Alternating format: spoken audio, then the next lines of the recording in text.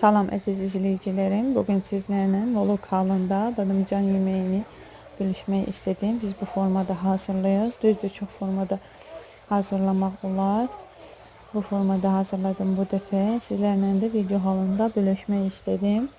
Qeyd edim ki, belə videoları bəyənirsinizsə, kommentlərdə yazın. Çəkilişlərə davam edəcəm. İndi isə keçək hazırlamasına.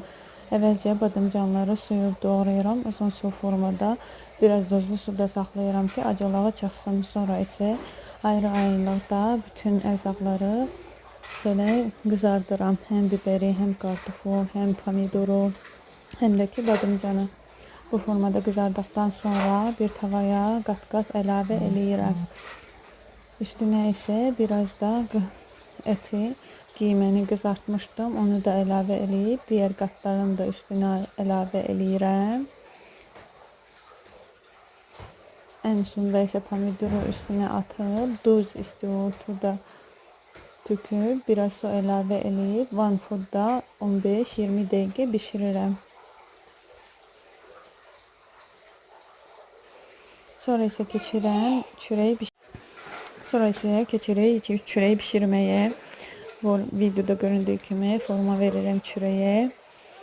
Forma verib biraz saxlayıram ki, üzünü tutsun.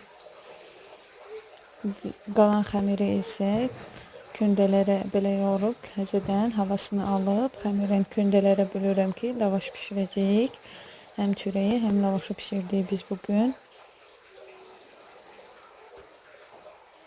Çörəyin üstünə isə yumurtanın sarısını və südü qarışdırıb vururuq ki, çörək yaxşıca qızarsın. Bu formada yaxşı qızarır. İndi isə lavaşı açmağa başlamışıq. Lavaşın arasını yağlayırıq ki, lavaş dadlı alınsın. Yağlı lavaş bu formada eləyəndə çox dadlı alınır. İndi isə lavaşları yayıb bişirməyə başlamışıq. Biz bu formada eləyib yeməklə nuş elədik. Çörəklərimiz də artıq hazırdır, lavaşımız da hazırdır.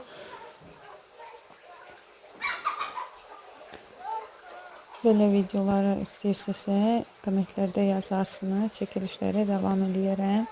Bu arada videolarımı bəyənirsinizsə, like eləməyi, kanalıma abunə olub, mənə dəstək olmağı unutmayın. Artıq yeməyimiz də hazırdır, lavaşımız da, çörəyimiz də hazırdır. Nuş elədik biz bu formada. Siz də eləyib nuş eləyə bilərsiniz. Hələlik.